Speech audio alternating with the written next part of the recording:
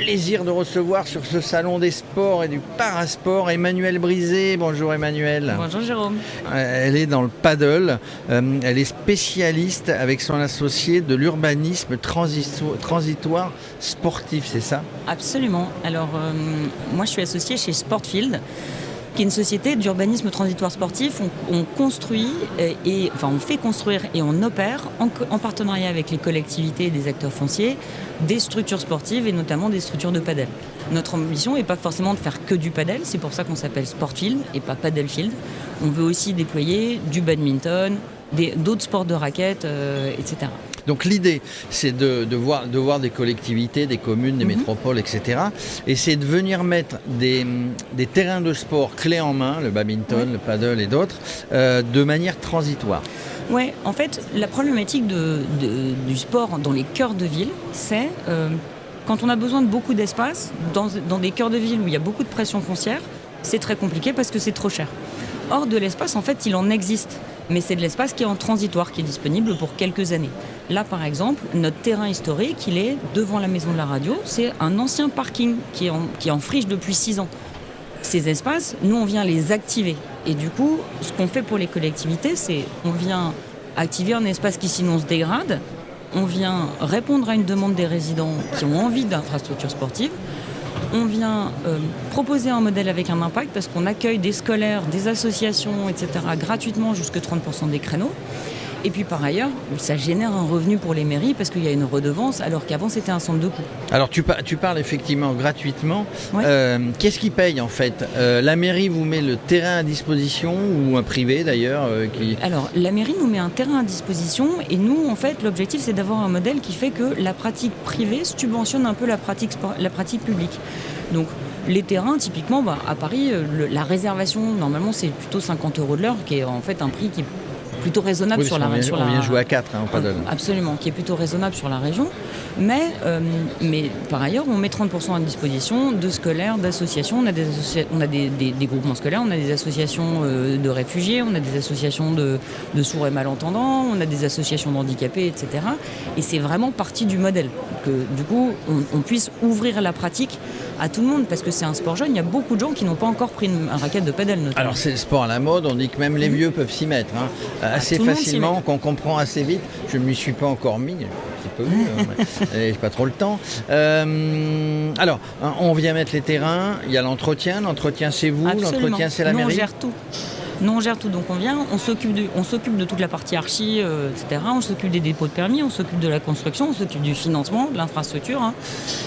Et puis après, on s'occupe de plusieurs choses. Au quotidien, alors, sur nos terrains, c'est un espace privé. Au sein d'un espace public. Dessus, il y a aussi des distributeurs de raquettes parce qu'il y a plein de gens qui accèdent à la pratique, où il y a des gens qui viennent jouer une fois pour une activité, etc. Et puis ces terrains, ils sont entretenus tous les jours par que ce soit sur le ménage, mais que ce soit aussi sur la qualité de l'infrastructure, parce que c'est important la qualité de l'infrastructure. Autrement, on n'y vient plus. Et puis on a des ambassadeurs. On a aussi, même si on est dans la fourniture d'infrastructures, on anime une communauté de joueurs pour qu'ils se rencontrent, pour qu'ils jouent, pour qu'ils puissent faire des connexions.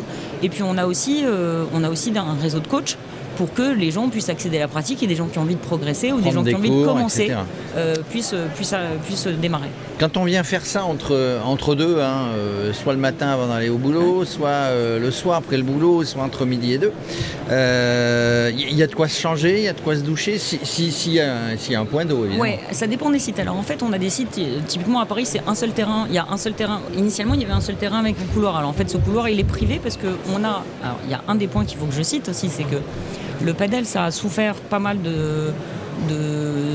il y a eu pas mal de débats sur le bruit et les nuisances sonores du paddle. Nous, Sportfield, ça a été conçu avec Paris Senco, donc conçu dans l'idée de répondre aux contraintes des services de la ville et notamment la contrainte de pollution sonore.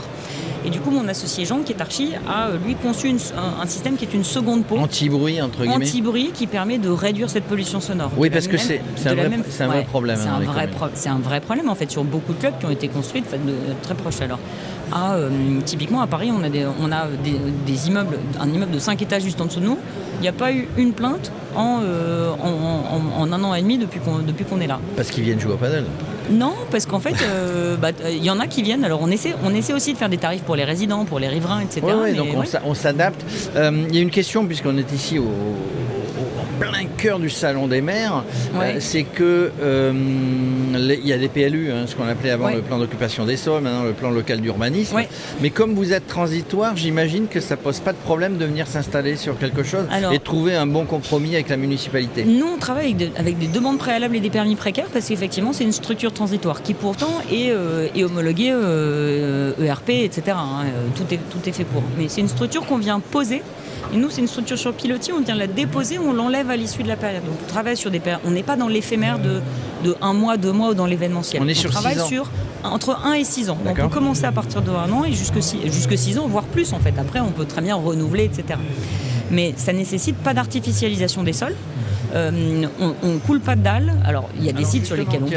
Est-ce que ça nécessite une étude de sol si on est sur un sol plus ou moins stable ou si on est sur une terrasse, un ancien parking, etc. Parce que c'est peut-être lourd. Alors, normalement, la résistance, c'est un peu moins de 500 kg au mètre carré. Mais typiquement, un parking par construction, c'est 500 km². Donc, si c'est un parking, on peut s'y mettre. En revanche, par ailleurs, on n'a pas besoin d'avoir une surface plane. Comme on est sur une structure sur pilotis, on vient récupérer le dévers, on va récupérer. S'il y a des petits plots au milieu, on s'installe par-dessus, etc. Et on peut aussi s'installer sur des espaces verts. Alors là, il faut qu'on fasse. Là, on fait une étude de sol pour vérifier qu'il n'y a pas un trou en dessous. Non, parce que des fois, on a des terrains remblés qui peuvent. Donc, c'est pour ça que je demandais s'il y avait vraiment une étude auparavant. Mais on fait nous, pour le coup, c'est une équipe d'archi. On associe archi, c'est vraiment. Non plus, non. Chez Springfield. Chez Sportfield, on fait surtout pas n'importe quoi. Ah non. Dis-moi pour terminer, tout le monde s'intéresse au paddle aujourd'hui, évidemment. Vous êtes un groupe d'investisseurs. Il y a quelqu'un de bien connu dans pas dans le paddle, mais dans le tennis qui est investisseur chez vous. Oui, il y a plusieurs personnes. Alors en fait, on a Gaël Monfils qui nous a fait le plaisir de rejoindre. Et puis on a d'autres investisseurs type Loïc Ferry, qui est le propriétaire du FC Lorient, qui est aussi, mais dans le paddle, qui est actionnaire d'Hexagone. Mais je crois qu'il vivait à Londres. Alors moi j'habite à Londres en fait depuis 12 ans, mais c'est pas grave, le boîte est en France, je fais des allers-retours, mais Loïc il habite à Londres, mais il y a le train. D'accord, écoute, moi ça m'a fait plaisir de vous connaître. Ici aussi, on est Radio Sport, on est évidemment sur les événements, on a des émissions régulières, des émissions jeux évidemment, mais on veut donner la parole à tout le monde et c'était le cas aujourd'hui en se baladant dans les allées, de se croiser, de se parler, de dire tiens, venez parler chez nous parce qu'aujourd'hui on cherche à faire des terrains de sport partout et votre solution, je répète, c'est pas que pour le paddle mais aussi pour le badminton et peut-être d'autres sports, eh bien c'est une bonne réponse aux complications qu'on peut trouver quand on manque de place ou qu'on n'a pas les terrains aujourd'hui disponibles pour faire des terrains de sport qui seraient là pour ad vitam aeternam. Voilà, ça s'appelle l'urbanisme transitoire. C'est l'urbanisme transitoire sportif et puis en fait on peut aussi tester, on peut faire évoluer, on peut mettre un terrain puis en rajouter un, on peut mettre un mètre 4 puis en enlever un, etc. Puis on veut faire